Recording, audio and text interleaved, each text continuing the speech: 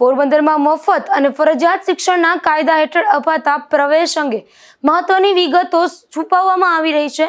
તંત્ર દ્વારા ઓથેન્ટિક રીતે માહિતી પ્રેસને પણ આપવામાં નથી આવી, તેથી મોટા ગોટાળાની આશંકા દર્શાવાઈ રહી છે.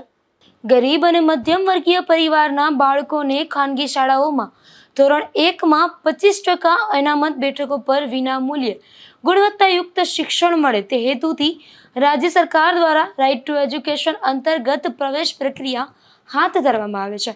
પરંતુ પોરબંદર જિલ્લા શિક્ષણાધિકારીની કચેરીની કથિત બેદરકારી અને અપારદર્શક વલણને કારણે આ સમગ્ર પ્રક્રિયા વિવાદના વમળમાં ફસાય છે. રાજ્યના અન્ય જિલ્લાઓમાં ડીઈઓ કચેરી દ્વારા સમયાંતરે પ્રેસ નોટ જાહેર કરીને વાલીઓને માર્ગદર્શન અપાય છે, જ્યારે પોરબંદરમાં તંત્ર દ્વારા મીડિયા સમક્ષ સંપૂર્ણ મૌન સેવી લેવાતા વાલીઓમાં ભારે રોષ અને અસમંજસ ફેલાયું છે. જાગૃત વાલીઓના જણાવ્યા મુજબ આરટી પોર્ટલ પર ઓનલાઈન ફોર્મ ભરવાની પ્રક્રિયા શરૂ થાય તે પહેલા જ પોરબંદર ડીઈઓ કચેરીએ પાયાની માહિતી જાહેર કરવી જોઈતી હતી, જે કરવામાં આવી નથી. પોરબંદરમાં તંત્રએ છુપાવેલી વિગતોમાં બેઠકોની સંખ્યા, જિલ્લાની કુલ કેટલી ખાનગી શાળાઓમાં આરટી હેઠળ કુલ કેટલી બેઠકો ઉપલબ્ધ છે, દસ્તાવેજોની યાદી, ફોર્મ ભરવા માટે આવકનો દાખલો, રહેઠાણનો પુરાવો, જન્મનો દાખલો સહિત કયા કયા ડોક્યુમેન્ટ ફરજિયાત છે, પાત્રતા અને નિયમો, વાલીની વાર્ષિક આવક મર્યાદા, બાળકની ઉંમર અને શાળાથી ઘરનું અંતર અંગેના સ્પષ્ટ નિયમો શું છે, આવી પ્રાથમિક વિગતોનો પ્રેસ નોટ બહાર ન પાડવાથી અનેક ગરીબ વાલીઓ ફોર્મ ભરવાથી વંચિત જવાની ભીતિ સેવાઈ રહી છે. એડમિશન પ્રક્રિયાના રાઉન્ડ જાહેર થઈ ગયા હોવા છતાં ડીઈઓ કચેરીની ગુપ્તતા વધુ શંકા ઉપજાવે છે.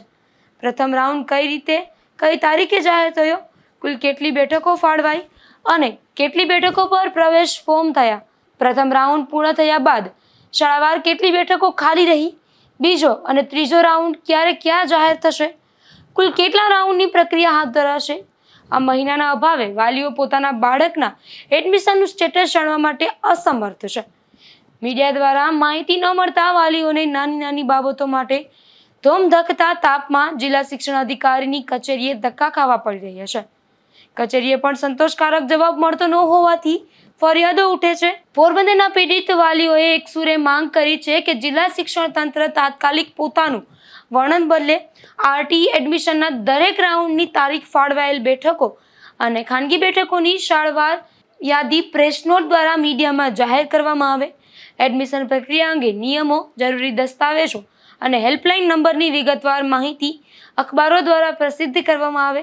સમગ્ર પ્રક્રિયા વધુ પારદર્શક બનાવવામાં આવે, જેથી કોઈ ગરીબ બાળક શિક્ષણના અધિકારથી વંચિત ન રહે.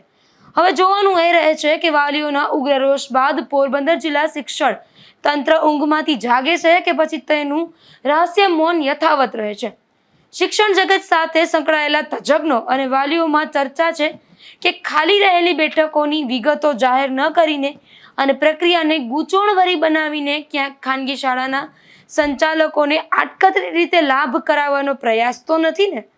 જો બેઠકો ખાલી રહેશે તો પછીથી તે બેઠકો પર શાળાના મેનેજમેન્ટ પોતાની રીતે પ્રવેશ આપી શકશે, જે આરટીઆઈના મૂળ હેતુને જ મારી નાખશે. નિપુલ પોપટ સાથે અશોક ધાનકી, ગુજરાત ન્યૂઝ, પોરબંદર.